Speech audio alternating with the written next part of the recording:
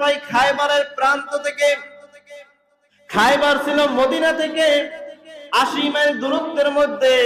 ওখানে একদল ইহুদিরা বসবাস করত।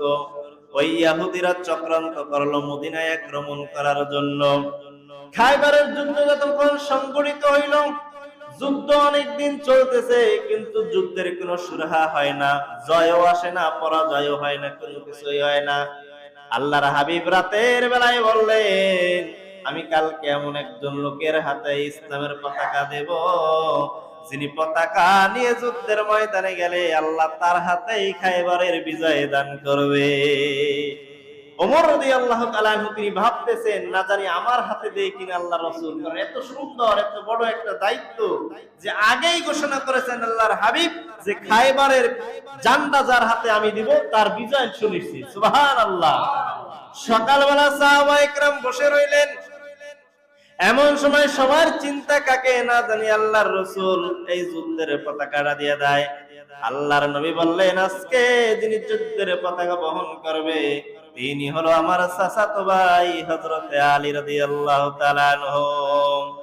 হযরতে আলী রাদিয়াল্লাহু তাআলা আনহুর হাতে পতাকা দিলেন, আর তলোয়ার দিলেন, জুলফিকার তলোয়ারটা আল্লাহর হাবিবের ব্যবহৃত তলোয়ার দিয়ে দিলেন, আর বললেন, যাও ওই খায়বার প্রান্তে গিয়ে যুদ্ধ করো।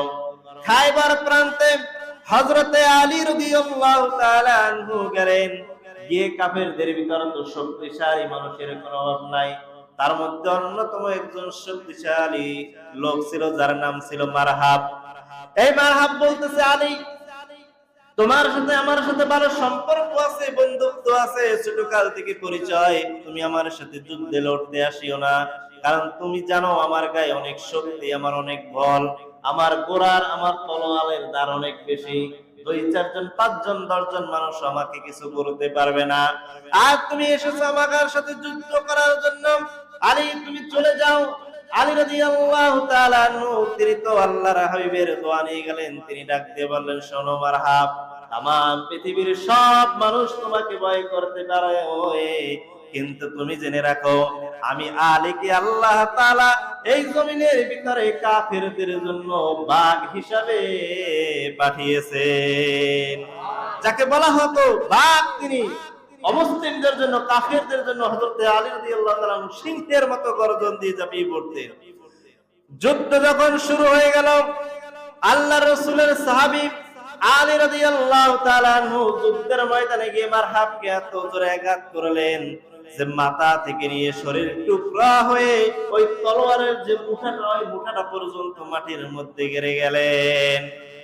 যখন তলোয়ারটা চলে যায়, যুদ্ধের ভিতরে আলী যেই ডালটা ব্যবহার করেছিলেন, ডাল মানে এরকম গোল আকার একটা বস্তু থাকে যেটার মাঝখানে ধরে তীর বা ধনুক আসলে এরকম ধরায় বা ঠেকায়, ওই ধনুকটা, ওই ডালটা ওটা ভেঙে গিয়েছে হযরত আলী রাদিয়াল্লাহু তাআলা আনহু। যুদ্ধের ময়দান বিজয় হয়ে গেল। রাসূলুল্লাহ সাল্লাল্লাহু আলাইহি ওয়াসাল্লামের কাছে হযরত আলী রাদিয়াল্লাহু তাআলা আনহু গেলেন, ইয়া রাসূলুল্লাহ, খায়বার প্রান্ত বিজয় করে আগমন করেছে। আল্লাহর নবী বললেন, ও আলী, আমি শুনেছি খায়বার প্রান্তে তোমার হাতের যে ডাল, সেই ডালটা ভেঙে গিয়েছে, তাহলে তুমি এই খায়বার প্রান্তে কিভাবে বিজয় ছিনিয়ে এনেছো?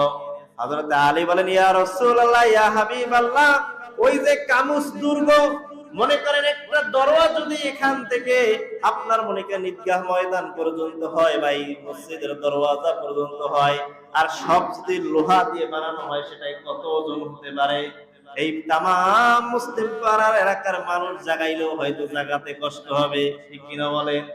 হযরত আলী বলেন, ইয়া রাসূলুল্লাহ, ওই যে দেখেন কামুস দুর্গের দরওয়াজা, কপাট, ওই কামুস দুর্গের দরওয়াজা আমি বাম হাতে নিয়ে ডাল হিসেবে ব্যবহার করেছি। সুবহানাল্লাহ।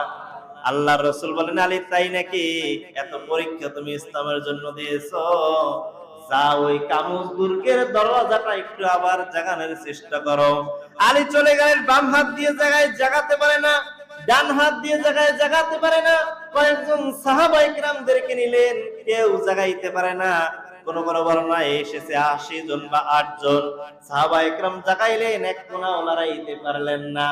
আল্লাহর হাবিব মুস্কি হাসি দিয়ে বললেন, আলী শোনো, ওই শক্তিটা তোমার না, যখন কোন মুমিন